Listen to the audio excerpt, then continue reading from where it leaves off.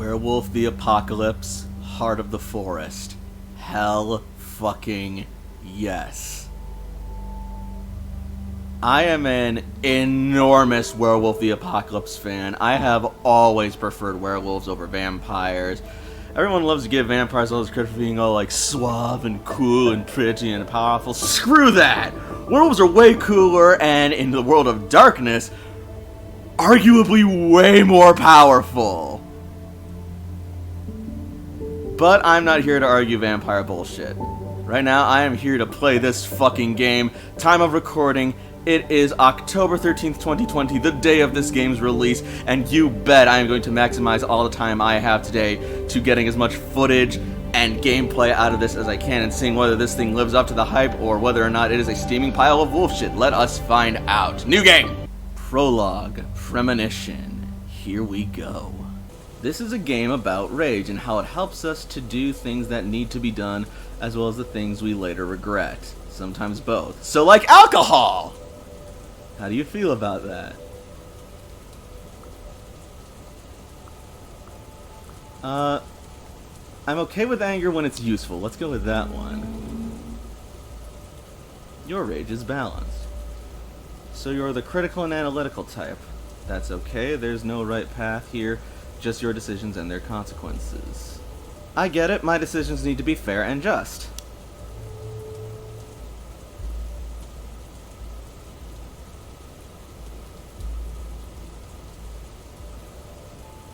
The forest.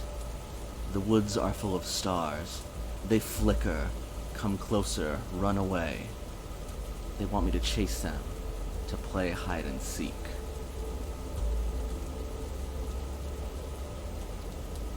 That sounds slightly sketchy, so, I'm gonna observe for now. I watch as they dance around the tree trunks, float up on the gusts of wind that shiver through the branches, disappear among the leaves. There are words in the distance, but I don't understand them. Not yet. Then they bunch up and fly toward me like an arrow, rushing down. They're soon upon me, but just before the spear of light pierces my breast, they disappear, and the dark of the night returns. In the world of darkness, I feel the tangled roots of stories keeping the forest alive. I hear the spirits asking me to judge the enemy. I open my eyes, and then I wake up. Cold and alone. Yeah, that sounds like a typical morning for me. Confused, I open my eyes. The forest around me is thick, dark, and reeks of decay to such an extent that it's hard to breathe. And then I realize that it is my morning breath. You know what? Why am I here? My head is spinning. Why am I here? There must be a reason. The tree trunks wrapped tightly in dark-leaved ivy are covered in ripples of lichen where the vines haven't taken hold. The thorny leafless bushes at their base are overrun with nettles. The fungi radiate a ghoulish, sickly green light. Dark sponge-like mushrooms cling to the fallen trees. Yeah, something's rotten. Can't shake the feeling that something died nearby. I look down and see my hands covered in a dark substance. I'm naked. A sticky, glistening film of liquid is clinging to my skin. I can feel it on my face, in my hair. Blood. Another night on bath salts. I really gotta stop that shit.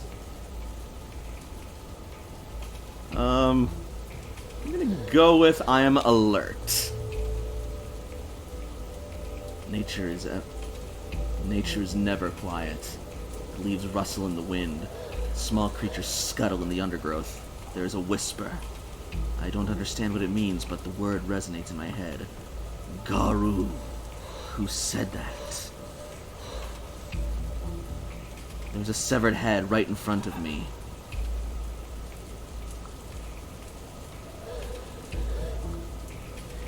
I mean, this seems like it'd be a pretty natural response, but at the same time, I'm feeling kind of ballsy. I'm already naked and possibly on drugs, so why not?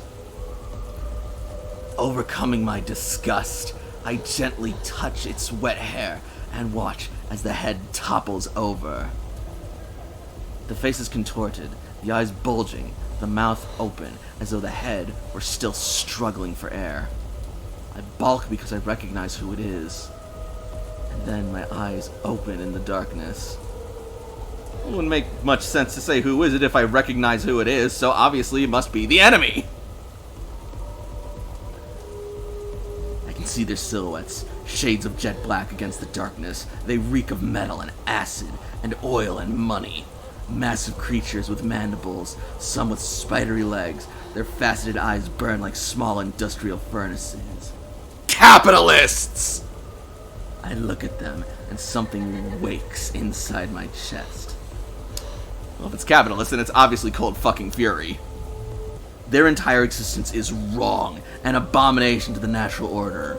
They have been judged and found lacking. Yeah, that's definitely capitalists. I straighten up, ready to carry out my sentence. In a moment of clarity, I almost understand what the forest wants from me. And then I wake up.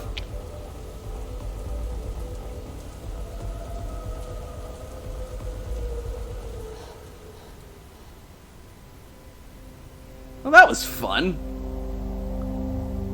So far, so good. I'm getting some sort of Coteries of New York vibes, but less...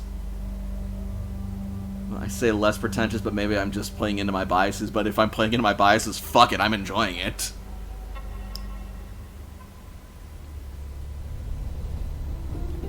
Dreams. Maya? Maya! Maya, wake up!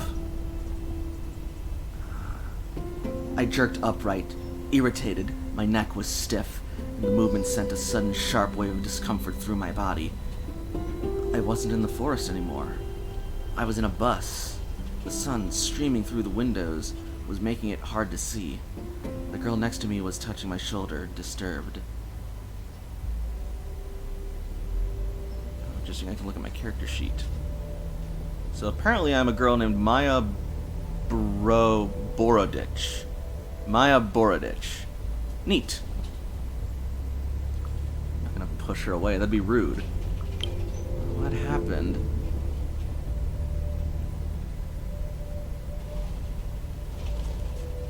I jerked upright, irritated. My neck was stiff, and the movement sent a sudden sharp wave of discomfort through my body. I wasn't in the forest anymore. I was in a bus. The sun streaming through the windows was making it hard to see.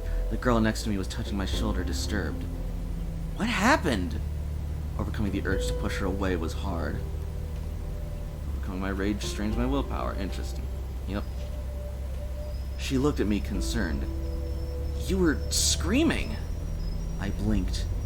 The memory of the dream was still there. I slowly unclenched my fists.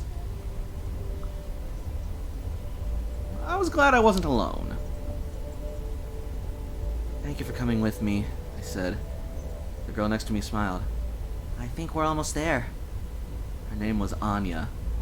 We met a couple of weeks earlier on the orientation day. She was from Norway. A tall, broad-shouldered, calm person who wore her hair long in braids. Somehow, I'd managed to talk her into this crazy field trip across the land of my ancestors.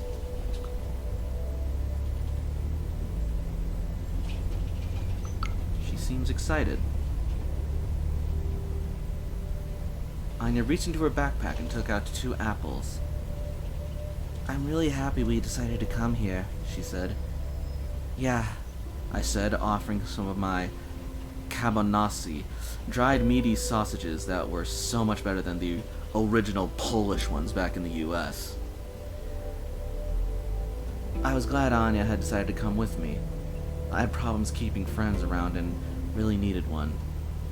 I did some searching, she said from over her phone, and this place is amazing.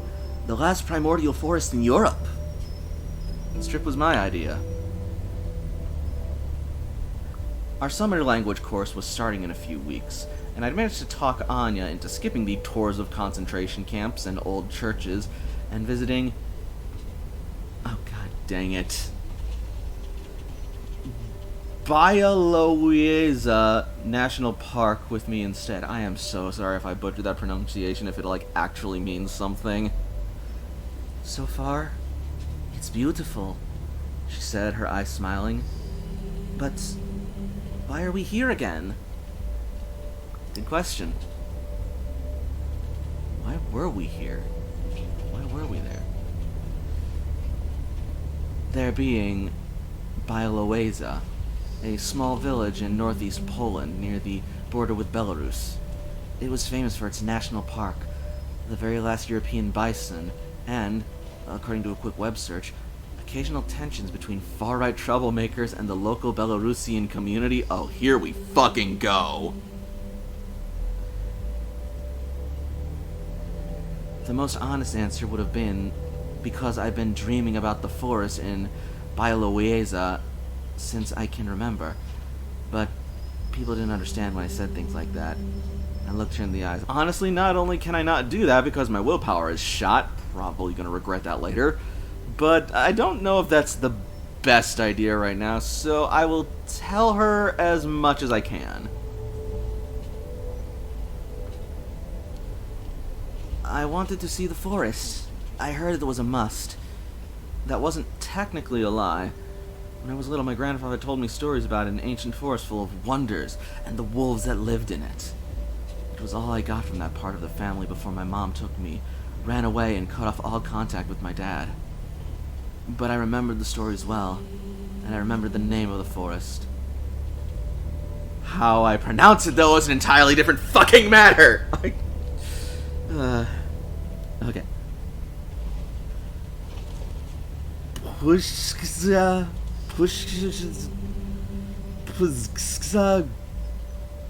That! This will always be our home, grandfather used to say. Anya fell silent for a moment. I think it's great you come from such a magical place, she smiled. The last ancient forest in Europe, thousands of years old. I wasn't sure if I was fond of that magic, but it was hard to ignore. And that was precisely why I needed to do something. Anything about my future. That damn forest and my weird-ass family. I had a clear goal in mind. I wasn't there by mistake. I'd planned this trip for months, with a clear goal in mind. I feel like in my most rational mind, I'd want to learn the truth about my roots. My second choice would be figuring out my destiny, but, I don't know, that sounds a little bit esoteric given what I'm coming from and facing from my perspective, so I'm gonna go with learn the truth about my roots since it's kinda the same thing. My grandfather's stories, the secrets, my mother running away, there was a mystery in my past. It was time I uncovered the truth about who I was. But now I wasn't so sure if it'd been a good idea. Your willpower dropped to 0. When you lose all your health or willpower, you become impaired. This will make physical tasks if you have 0 health, or social and mental tasks if you have 0 willpower, harder and sometimes impossible. Yeah, I figured. Bialowieza looked like an overexposed photo of a village with the contrast turned all the way up. The sun wasn't just shining, it was shouting at the earth, and everything. The trees, the grass, the wooden houses, the fences seemed weathered. Everything except the shadows. They were sharp, as though they were freshly printed with the darkest of inks.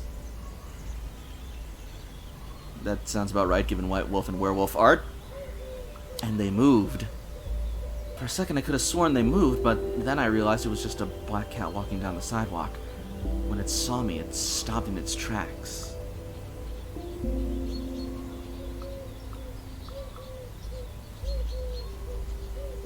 Kitty! Yeah, kitty, kitty, kitty! I said, squatting, reaching towards the cat. In a flash, it swatted my hand away with its paw, drawing a few drops of blood. I yelped. Hey, Maya? Anya said, looking at me surprised. Didn't you say your friend would be waiting for us? But he wasn't there, and the cat was still staring at me. Let's go. Anya put on her backpack. I'm tired and I really need to find a toilet. I didn't know what to do. I was too tired and distracted to think clearly. My friend was nowhere in sight, but the meeting was just too important. Let's wait a little longer, I said. I don't have his number and we really need to meet up with him. His name was Bartek. I'd met him online while researching Bialoeza. The man knew everything there was to know about local history. I asked him to check if anyone in town remembers my grandparents. I hope he's found something. I really need to pee. Anya said it like I was a 5-year-old. And not a very bright one. I don't want to lash out at her, so I'm going to make my best puppy dog eyes. Let's just wait a few more minutes. Please, pretty please. I made my best puppy dog eyes. It's important. Anya just looked at me and walked away. I grabbed my backpack and timidly followed her, too tired to argue.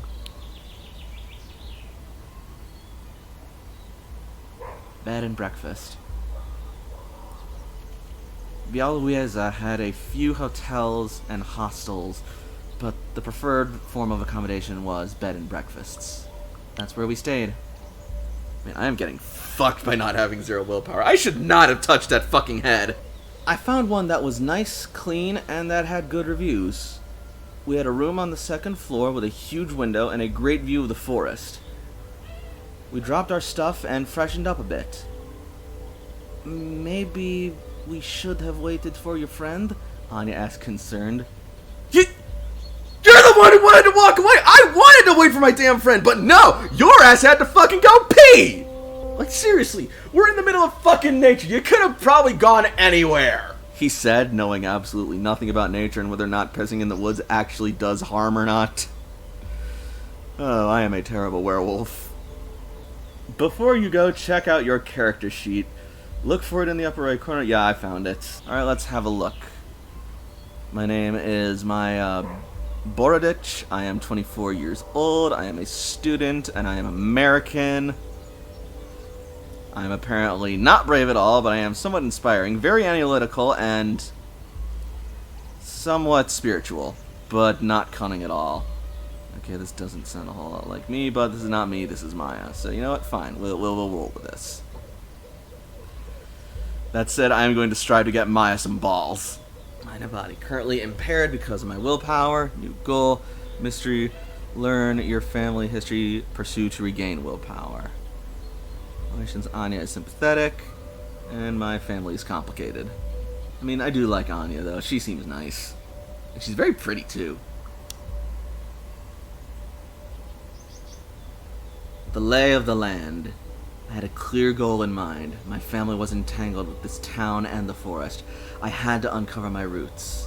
And Anya's going with me. Nice! Forest can probably wait, and right now I need to regain some fucking willpower, so I'm gonna go to the town my ancestors lived in first. Serendipity. As we walked through town, Anya nudged me and pointed at a tall, broad-shouldered, freckled guy standing at the bus stop with a lost expression on his face. I remembered his face from the pictures on social media. It was the friend who stood me up earlier. You know, yeah, hey, thanks for standing me up, asshole! Bartek! I snapped, irritated. You stood me up! Not cool! Maya? What are you doing here? He blurted with surprise when he saw me. I was sure you were coming on the later bus. We started walking and talking. His accent was broad and East European. I'm flooding his ass with questions. Luckily, he loved talking about his home, so when I flooded him with questions, he kindly obliged. He talked about how the village had become a tourist destination, how the logging business moved to a nearby town, how the trains had stopped coming and the local station had been turned into a hotel for wealthy foreign hunters.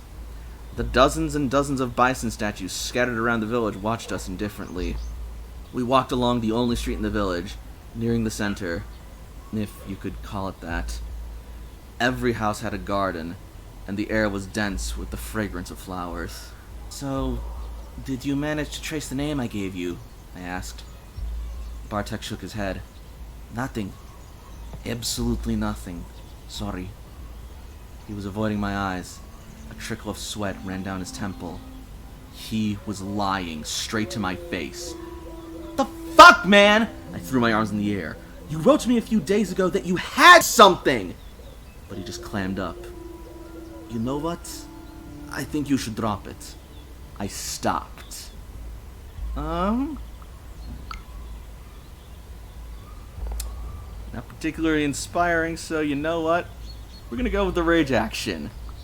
That was the final straw. I turned to Bartek and grabbed his shirt and pushed him hard against a fence. I'd always been strong. Anger made me even stronger. His feet lost contact with the ground. I heard Anya gasp. Well, it looks like we only got one option. I traveled 300 miles in a fucking bus without fucking AC, I shouted, a few flocks of spit hitting his chin. I did it because you said you'd found something. My arms got tired and I dropped him. I politely asked again. So, would you kindly tell me what you found? Bartek stumbled to his feet, pale and petrified. Yeah, game tracks Telltale style. Well, he brushed his forehead with the back of his hand. I did ask. I started with the old people here. I told them that my friend from the States was looking for her roots and wanted to know about the place her family came from. You know the drill. At first, people were very, receptive. I waited for the other shoe to drop. And then I mentioned your name. And he shook his head.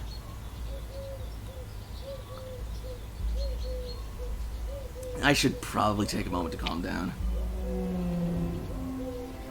We walked in silence for a long time. Finally, I nodded, and he continued his story. One of the old men here told me to go to hell. The other spat on the ground, and his wife crossed herself.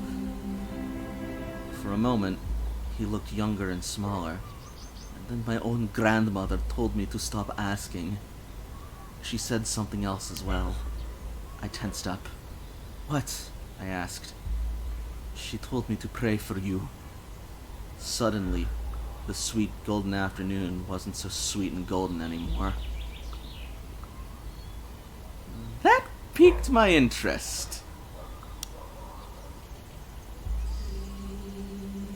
I knew there was something weird and twisted connecting me and my family to the forest. I could feel a shiver run down my spine. We walked in silence, but my mind was in overdrive. People didn't want to talk, and that could only mean one thing. I was on the right track. And I'm getting some willpower back, thank fucking God. My pulse quickened, and I tensed up like a hound that smelled blood. I was on the right track. Every time you learn or do something significant, that brings you closer to your goal, and you regain willpower. Noted. I was ready to see some sights. Time to see the sights. I nodded at Bartek. Show me everything this place has to offer. We walked through the village, bathed in the sharp rays of the summer sun. It was a lazy afternoon, disturbed only by the occasional passing car, throwing up clouds of dust that hung in the air long after the vehicle was gone. Anya was walking close to Bartek, asking him about every little detail in the village. People were relaxing or working in their yards. Dogs were barking, and every cat we passed froze to look at us. People went about their day, though, giving us wary stares from time to time. Why the stares? Don't people like strangers here? I asked, still feeling the angry gaze of some random woman on my back. What's everyone's deal? Bartek sighed. They don't, he admitted. You know what? Yeah, tourists could be assholes. I understand, I sighed. Tourists can be assholes. Yeah, but there's not only tourists here. Bartek scratched his neck, embarrassed by the topic. There's a small conflict around the forest, and it's attracting some weird people. Activists, reporters, bored rich kids. He said as though his dad didn't own multiple businesses. People like that, and they're getting on the locals' nerves. I noticed Anya frowning.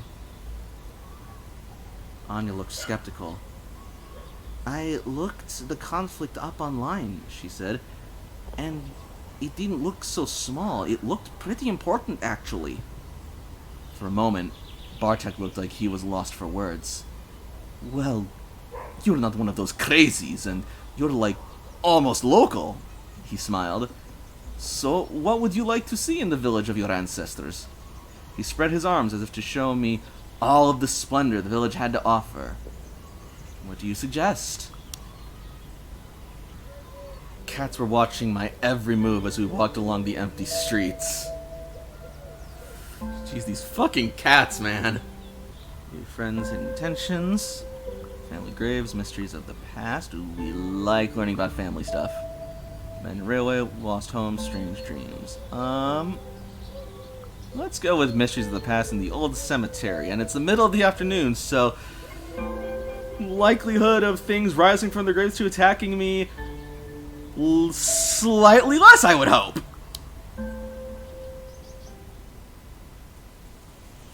Matters of the soul. So we have quite a few churches here, Bartek explained as we walked down the road. 2 Orthodox, 1 Catholic, and even 1 Baptist church, he said as though it were something uncommon. You know what? Interesting question. Was there a synagogue? And a synagogue? I knew a part of my mom's family was Jewish. He shifted his weight uncomfortably. There aren't any Jews here anymore. Any Lutheran churches? Asked Anya. I don't think so. Bartek shook his head as he led us to a small wooden church surrounded by a cemetery. Anyway, even though we have all these churches, there's only 1 cemetery. I am really not sure about this Bartek guy right now. He seems kinda sus. The church was Orthodox, but the graves were a mishmash of styles and faiths. Catholic, Orthodox, atheist, everyone resting together. You know what? Let's up our rage a little bit. Bartek looked like he didn't approve. Bartek looked like he didn't fully approve of such an arrangement. And what kind of person are you? I asked, crossing my arms. Bartek blinked. Me? Catholic, of course. Of course. Please don't be one of those Catholics. I am fucking basically Catholic, and I am so sick of Catholics getting such a bad name. Not that it's not deserved by a lot of the shit, but we are so supposed to be better than this, and we are. I believe we can be better than this. Like, I try to be an example of what Catholics and Catholicism should be, and, follow the teachings of Christ and, tolerate and help people, loving my neighbor, that sort of thing.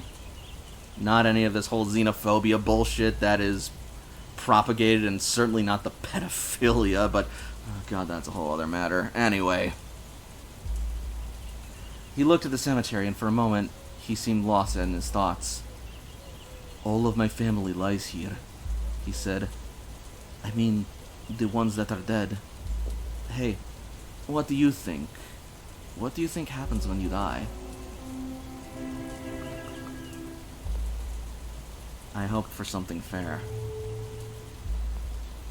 I'd like to think that it's something fair. I like the idea of judgment, I mused. Maybe you look at your life and finally know why you were doing the things you did and what came of it all. It would make sense. Bartek nodded. Yeah, it would. I like to believe it does. He looked over the cemetery fence. Well, anyways, this is it. The spiritual heart of Beelzebub.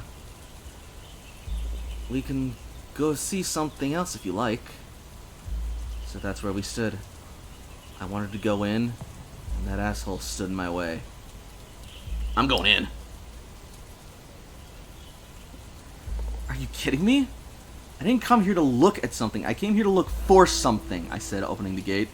Bartek shifted uncomfortably. I don't know if it's a good idea.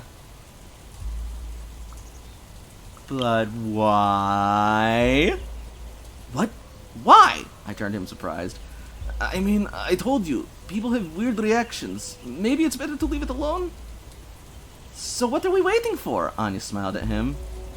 He mumbled something and led us through the labyrinth of graves to the far end of the cemetery. We continued.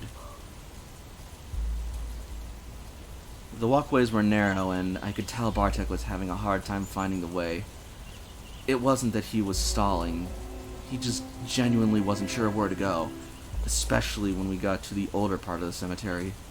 At some point, we saw a woman, tall, broad-shouldered, and long-legged, with gray dreadlocks pinned to the crown of her head. She must have been in her late 40s or early 50s. She was marching through the walkways with fury in her eyes. Bartek quickly stepped between the graves to get out of her way. I mean, no reason to go looking for trouble. I did the same. I followed his lead. I think the woman didn't even notice us, lost in thoughts and anger. Bartek looked at her with a mixture of fear and disdain. I'm gonna ask Bartek about her. Who was that? I asked, watching the woman leave. Bartek winced. Oh, that's Olga. She's a local activist. She left Bielorussia when she was 18 or something and returned a few years back with the notion that she was going to change this place. We continued to the far corner of the cemetery. There, seemingly forgotten and covered in moss, was a lonely grave. It was damaged. The tombstone was broken deliberately. Someone had obviously smashed it with a hammer. The name was half erased. The plaque was so damaged someone had tried to scratch out the name, but the letters were still visible. There was a circle around the grave. There was a circle of coarse salt around the grave. I'm sorry, Bartek sighed. I didn't want you to see that.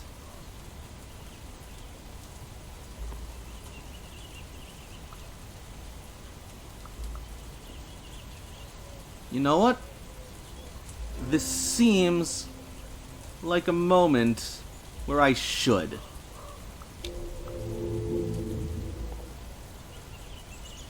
I looked at the scene. The circle around the grave was broken, and the disturbed soil where someone had kicked the salt away was fresh.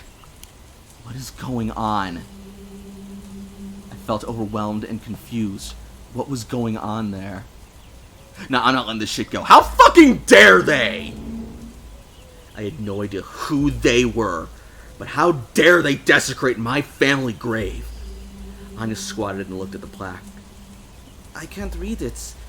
The letters are all wrong. She glanced at Bartek. Is it Russian? Belarusian. The same letters, different language, he explained. There were a lot of them before the war. I looked at Bartek, hoping for some context. Bartek put his hands in his pockets. So, you don't know anything about your dad's side of the family? He asked me cautiously. Whatever happened at least 70 years ago, and someone still remembers. He had a point. I don't know them. My mom left my dad when I was just a kid, so I don't remember much, I admitted. And she kept me away from them. She doesn't even know I'm here. I didn't tell her that I was visiting Bielorussia. Maybe he was abusive? Anya said carefully. Perhaps she wanted to protect you. Yeah, I guess. We looking at this grave. I looked at the grave for the last time. My family's name looked strange, written in the unfamiliar Belarusian letters. As we were leaving, I was thinking I was on to something.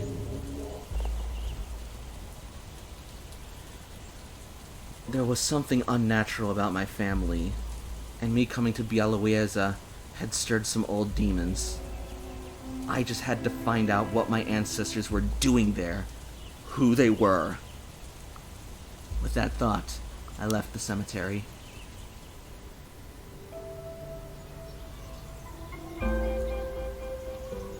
The day was hot and beautiful, and yet I couldn't stop thinking about the devastated grave.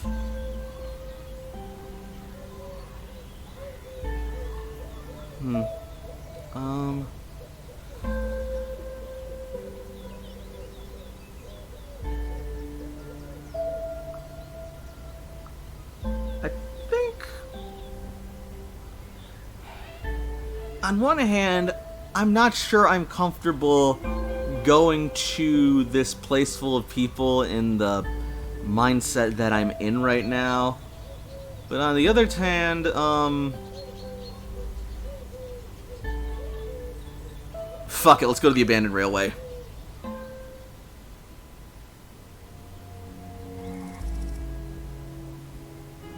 Bartek wants to show us the most picturesque spot in the area, said Anya. Maybe that's not the right word, he said, frowning. Well, it's not like it's that beautiful, but it has, you know, an atmosphere, a climate. Ambiance? Ambiance? Anya said it at the moment I said it as well, and we laughed. Ambiance! Smiled Bartek, visibly relieved. I meant ambiance. We ended up on some abandoned tracks. We soon left the village behind and ended up on some abandoned railway tracks. So, this is where the magic happens? I grinned, pointing at the empty bottles and used condoms strewn along the tracks. What the fuck? What? I have so many questions right now. Who the fuck is banging on used railway tracks? And why? Oh, baby, yeah, this is such a perfectly romantic spot. Let's lay down on the used railway tracks. So, I mean, I guess it gives a whole new meaning to the term railing, but oh my god! It's so disgusting and unsanitary, and thank God these things are abandoned, because otherwise, well, a third rail to the privates. That is a hell of a way to go! Oh, God. Either way, this cannot be fucking comfortable! Who the fuck wants to bang on a railroad track? What the shit?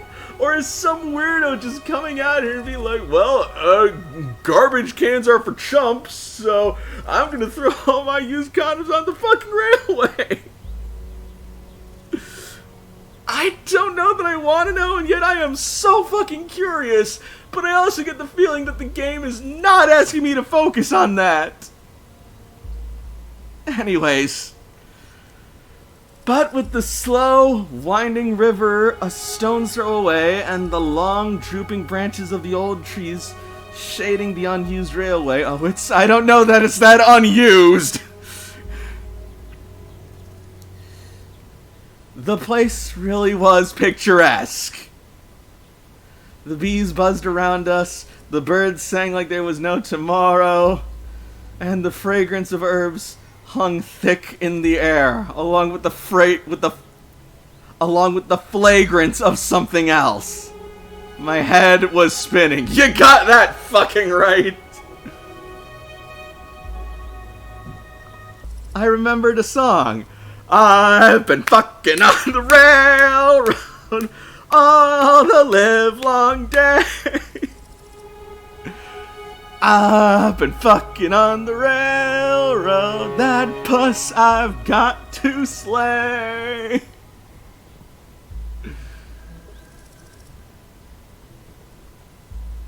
And then there's a joke about blowing. Dinah, won't you blow? Dinah, won't you blow? Dinah, won't you blow my horn? I need to move past this, but I just can't. I remember the song. Inspiring! Sure, let's go with that. Oh my god. As we were walking along and enjoying the half-forgotten song came back to me. I must have heard it as a child and it stuck with me. I didn't understand the words, but the melody seemed fitting for the occasion. I'm just gonna start humming it. I don't think the words are gonna be very appropriate with the song that's coming to my mind. Oh my gosh, I'm making Anya friendly with me, yay! As I walked, I started humming and working on it until the melody felt right. After a while, Anya joined me, and we just walked, humming and playing with the tune. Bartek just laughed. Trust me, it's better that I don't sing. When we entered the dense copse, we noticed a woman standing among the trees. Hello, Bartek, she said. The woman looked like she was in her late 30s and was the most beautiful person I'd seen. Nice. She had a perfect hourglass figure, long braids, and the most stunning cheekbones. Her eyes, slightly slanted, were a weird shade of blue, deep, almost purple. They seemed familiar, and she was looking straight at me. Her eyes were hypnotizing. I stood there transfixed. Is your name Dinah? Because you can certainly blow my horn. I'm sorry, I just came from the railroad, and let's just say some people have some weird ideas about, a good time and a good place, and we're probably gonna need to get this place cleaned up. I stood there transfixed. Hello, Elisabetta Danilovana. Damn it. Eastern European names.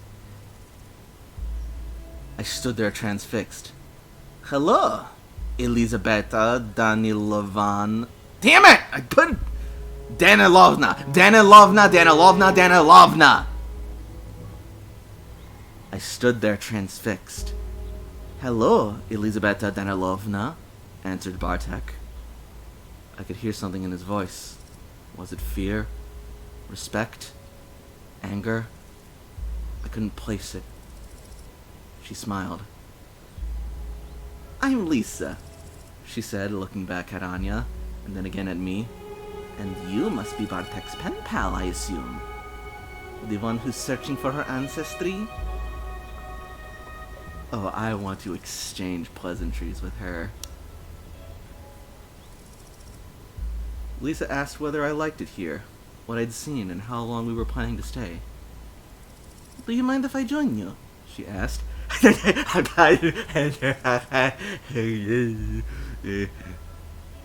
Oh shit. I noticed Bartek getting tense.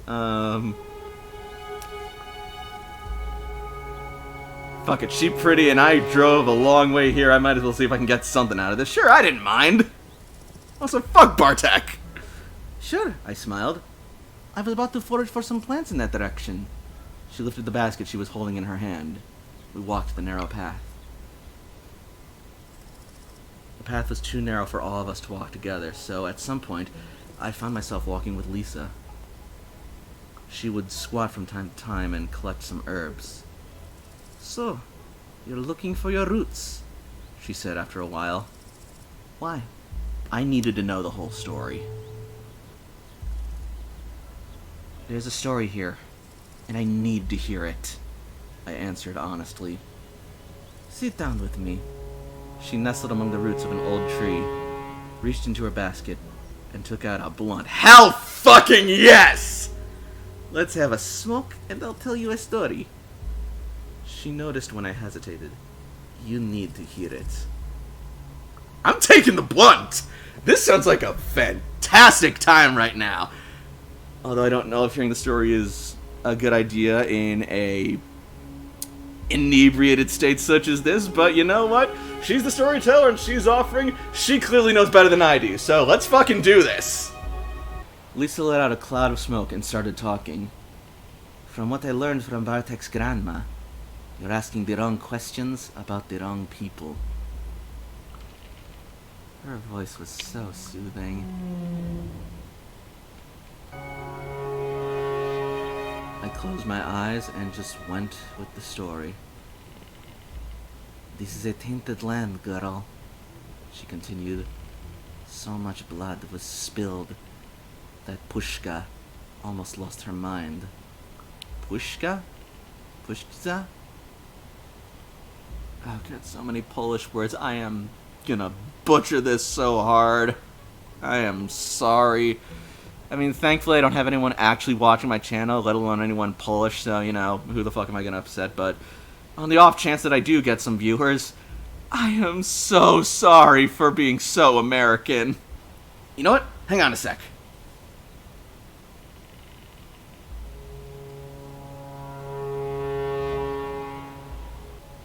Alright, here we go. Let's see. Puszcza. Puszcza.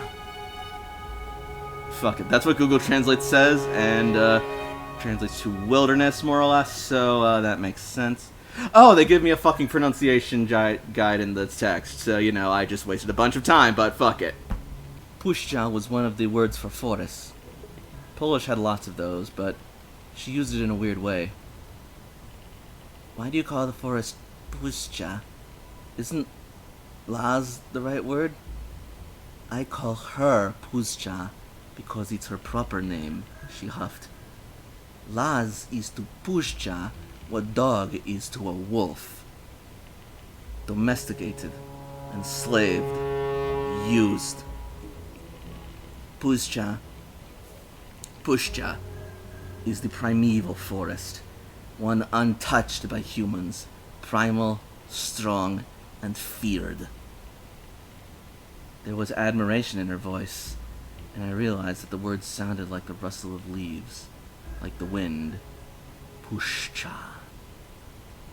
As I was telling you, Puszcza almost went mad, and it's not wise to wake those spirits, especially not now. What spirits? You mean the dead? I asked. She looked at me with those uncanny eyes. Her gaze was almost unbearable, with anger smoldering deep within it, ready to jump at my throat, and then suddenly, something changed. Lisa sighed heavily. You have no idea, do you?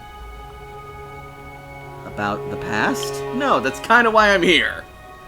No, I admitted. All I know is that my grandfather was born here and that his aunt was a healer and an herbalist. Her eyes lost focus, as though she was looking at something only she could see. In 1939, when the war broke out, first came the Germans, and then the Russians. You know, they actually worked together. Stalin never forgot that he was beaten by the Poles in 1920. She shot me a glance. Not sure how accurate that is, I'll have to look into that, but anyways, I'm just gonna nod politely because this woman looks like she can absolutely fucking kill me. Also, she's pretty, so I'm not gonna piss her off. I didn't really care, but I nodded politely. Oh, you have no idea what I'm talking about. It doesn't matter, really. She took a drag. Anyway, millions of lives later, Stalin and Hitler stopped sleeping together, so to speak, and the Germans came. And then the Russians again. And then there were the forest soldiers. The forest part got my attention. I nodded so she would continue. The forest part got my attention. They started as Polish soldiers, but then the war ended and they became guerrillas to fight the Russian occupation. and they ended up as desperate bandits. She sighed. For the people who lived there, they were all the same. Germans, Russians, forest soldiers. They killed, they maimed, they tortured and burned villages. It didn't matter what language they spoke.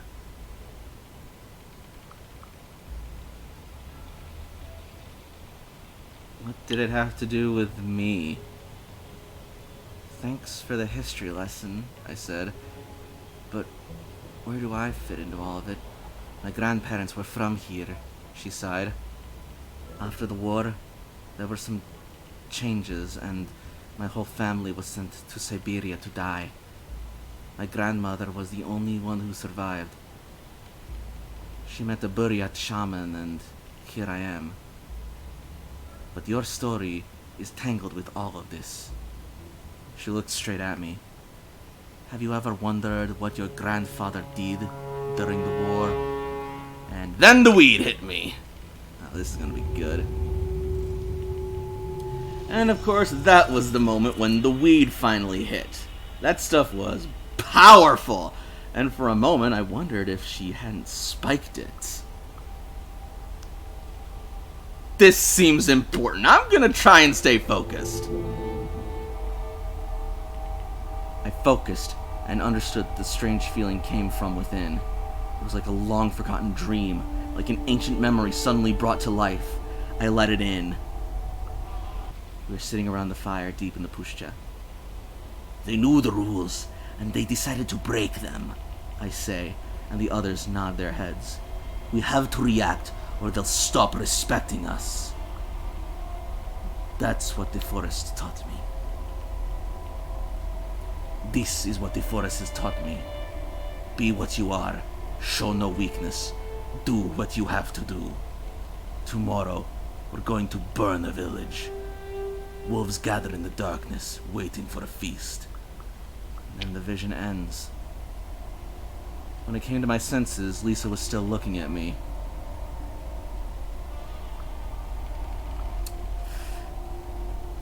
I think it's safe to get slightly defensive. Are you suggesting that my ancestors did something? I was outraged. Something that I might have to pay for? Bullshit! She shrugged. I told you everything I know. If you want more, talk to my girlfriend. We'll be at the logging site tomorrow. Yeah, good idea. I will, I said. Now I finally knew who and what to ask. There you are! Bartek waved to me. I thought I'd lost you! I said my goodbyes to Lisa, and we went back. I am no longer attracted to Lisa. Alright, well, process of elimination dictates that there's only one place left to go. The bison statues were watching me with their creepy painted eyes, as though they knew me.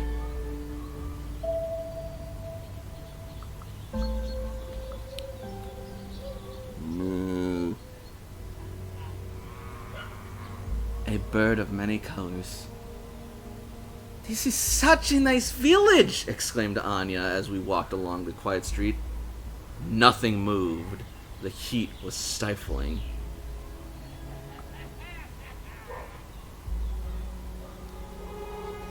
I enjoyed the walk.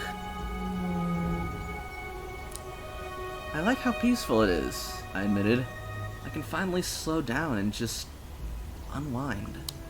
I was thirsty. Yeah, I was thirsty a little while ago, but now yeah. Also, she said she's got a girlfriend, so I'm not going to intrude on that.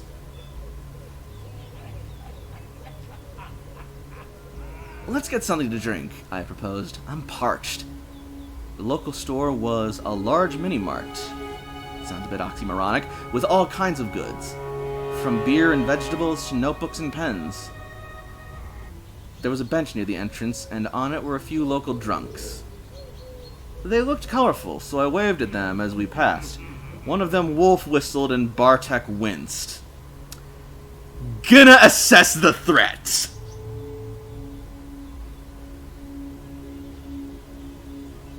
They're drunk and no threat, I said, assessing the situation. We can always walk away if they try to stop us. All it'll take is a firm push, 1 or 2 kicks, and then we can make a run for it. Why do you even plan things like that? Anya shook her head in disbelief. Have you been to America? You actually may not have. But even then, oh wow. I don't even know how it is in Norway, but holy shit. There's no fucking safety over there. Or over here. My stepdad sent me to a self-defense course when I was 12, I shrugged, to help me with my anger management issues. We spent some time browsing the Latvian, Lithuanian, and Belarusian goods. Why was there almost nothing Polish here? And who in their right mind drinks coriander soda? I was putting the soda back on the shelf when we heard a commotion coming from inside. Some slurs, some curses, and a clear, mockingly polite, "I'm so sorry, darlings. I don't understand. Do you like my skirt?" "Ah, fuck," Bartek murmured under his breath. I shouldn't, but... I looked outside. There was someone standing next to the drunkard's bench. They were definitely not local. The person was old. Not helpless granny old, but old, with deep wrinkles and a narrow mouth. They had the unisex grace of a tired, heroin-preserved rock man. Their shoulder-length, disheveled hair completed the look. I totally dug their style. They had a peculiar style, fashion that you rarely see, even in the US. It looked great on them. They had a clean shave and eyes highlighted with eyeliner. Their nails were painted in bright blue. They wore heavy army boots, an outrageously red skirt, a tank top, and lots of leather jewelry. On their bag, there were pins, lots of pins, all kinds of LGBTQA+ flags, anarchist and pacifist symbols, and I think some German band stripes. Mom would have told me to stay out of it. Stupid run!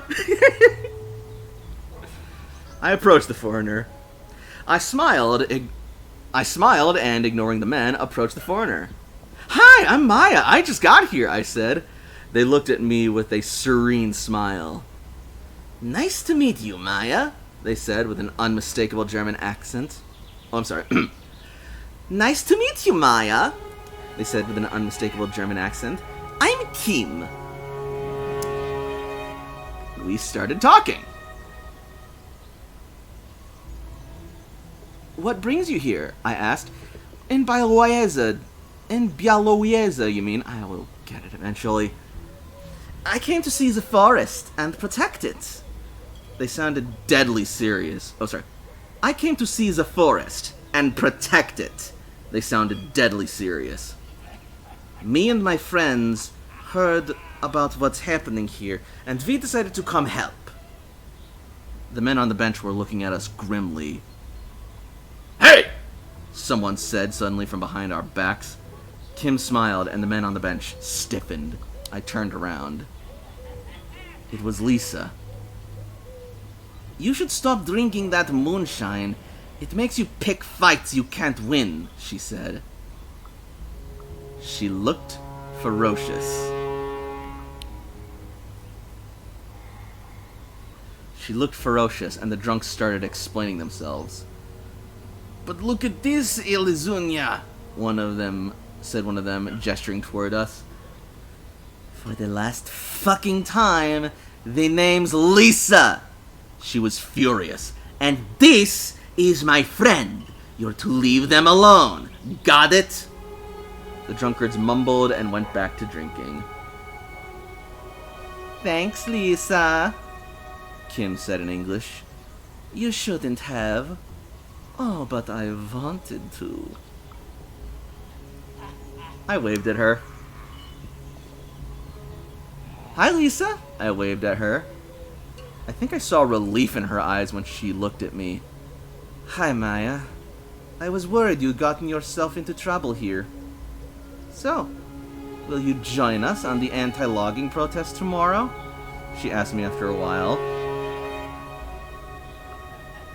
Why were they logging in a national park? Yeah, that's a good fucking question. Wait, isn't this place like a national park? I asked. Why are they logging here? You'd think they'd leave the oldest forest on the continent, the beating heart of it, alone, wouldn't you? She looked at me with a grim expression. There's illegal logging here, Anya chipped in. Wood is money, and there is plenty of wood in this forest. Suddenly, a feeling rushed over me. I was burning! I couldn't see the forest from there, but I suddenly felt very aware of its presence. I also felt something else deep in my stomach spreading through my veins. Anger, like a wave of heat coming from the heart of the dark ancient forest. A word appeared in my mind, a strange one that was neither Polish nor English. Kalgira. Lisa looked me in the eyes and spat on the ground. I'd eat those greedy bastards alive! I felt like I was being watched, and then I looked up. I saw Kim observing me with a curious expression. They knew what had happened to me. I realized they knew I'd just felt this strange connection to the forest. Tell me, I asked. I know you have strange dreams, they whispered. I suspect the forest is reaching out to you. They leaned closer to me. It runs in your blood. The words were like a punch to the gut. Trust me, I know. No, this is important. Who the fuck am I? Who am I? I asked quietly. You see things as they are, they said, looking me in the eyes. You'll figure it out. Suddenly, I felt confident. Boom! Right choice. Broke even. I felt a sudden urge of confidence. I wasn't making that up. There was something strange in my family history, and there were people who knew what was going on. Before I could ask more, Anya and Bartek approached, and Kim shook their head, silencing me. Meet us tomorrow at the logging site. They blew me a kiss, put their arm around Lisa, and walked away. We decided to leave as well. This is getting good. I gotta say, fucking, as far as, like, pre-stories go, like, pre-first change and, like, entering the world of darkness proper, this is actually really cool, interesting, and compelling. Like, fucking Coteries of New York, it's just sort of, like, it gives you a little bit of, like, time before knowing who you are and what you are as a human, and then just kind of, like, spoon-feeds you your backstory, and then throws you in, which, given what it wants to do and what it's designed around, it's not ineffective, but this makes me feel like I'm actually getting to know my character a lot more. I mean, it also helps that, like, I'm not naming, and this isn't just some sort of, like, nameless, faceless avatar that you design yourself around. This is, like, an actual, like, character with, like, their own motivations that you're just sort of guiding through. I kind of like that format more, to be honest, because I feel like I'm actually, like, learning and following someone's story and latching onto them as opposed to just carving my way through my own choose-your-own-adventure thing, and it just kind of feels like it's hollow because nothing about it is, like, actually canon. I don't know. That's just me. Like, I'm still enjoying Coteries of New York, though. I should probably play more of it while actually trying. But anyway, so, got a bit more time, so let's get back into this. I kept looking over my shoulder, but no one was following us. He called it a day and went back.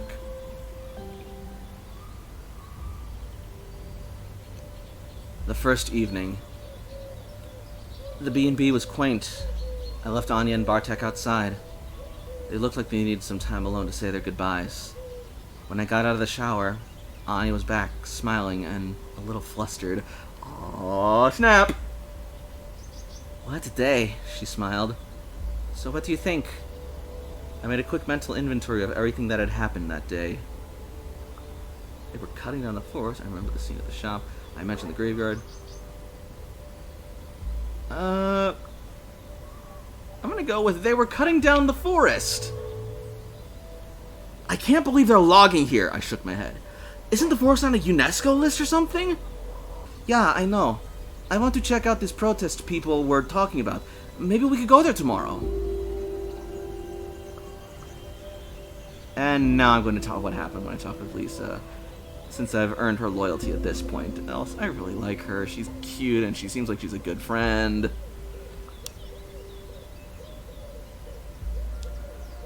Something weird happened when I was talking with Lisa. I think it was her joint, but I saw some things. It looked like something from the past. Like, from your past? For a second, I looked for words to explain it to her, but I couldn't really. I think it was my grandpa. It's hard to say, but it sure was weird. I shrugged, ending the topic. I mentioned the graveyard. What happened here that people are still vandalizing my family's grave? What did my grandfather do? She put a hand on my shoulder. Whatever it was, it's not your fault. It wasn't, but it could be my responsibility. I remember the scene at the shop.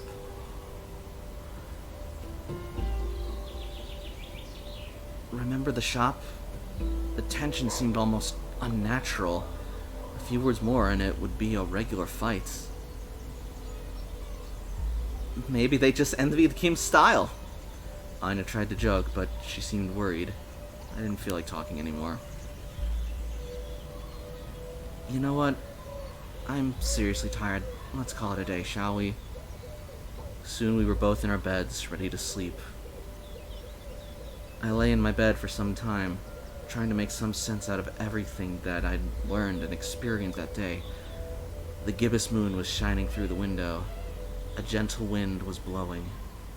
When I closed my eyes, I could still see the weird vision I had that day. My roots were here. I could feel them, almost touch them, and they were reaching to me. I felt I was closer to getting my answers. Boom! Another willpower, baby! I felt that the answers I was looking for were within my reach. I just had to go and see that logging protest, meet the right people, and make them talk. After a long while, all these thoughts became blurry. They slowly started to turn into pictures, sounds, and colors. I drifted off. A night in the woods. In a big city, old men sit in leather chairs, lazily enjoying their ever-growing wealth. They watch Białowieża. God dang it, I am so sorry. On flickering screens, they watch me. My senses are heightened. I see the moon cutting the sky in half. I am a cub. I am a wolf cub, like the ones my grandfather told me about. I will grow, and my fangs will become sharper. I will taste blood. I feel a pull and I surrender to it. I run toward the clearing. There are piles of fresh corpses of people who died too young, skinned and mutilated. Their loved ones stand around them, grieving, unable to do anything, waiting. And suddenly, they're just trees and tree trunks. I look around.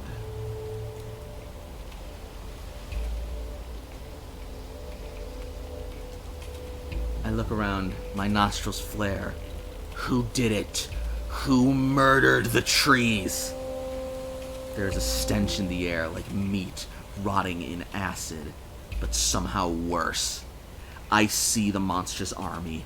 Their mandibles are whirling chainsaws. Their long metal arms are wrapped with black pipes that look like glistening intestines. Their smell is vile. They wait, unmoving. I pay my respects to the dead. I go to the dead trees, kneel next to them. Words come to me in a language that I don't remember, but that I know. Words about revenge, and death, and sacrifice. And then, my voice tells me to look at the sky. There, between the stars, two shapes circle each other. An old, sad wolf with gray hair, and a white weasel. They keep their eyes on one another as they continue their dance, suspicious but not hostile. We need to fight the enemy, the awful rotting stench. I know that much. But how can we do that when we don't trust each other? They stop. They look at me and the clearing.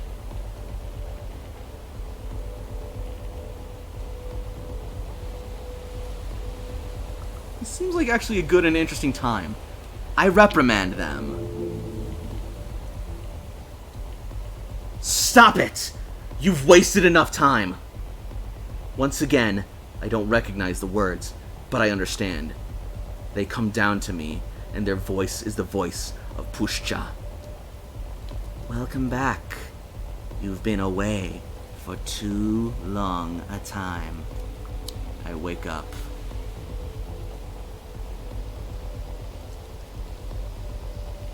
Oh, snap.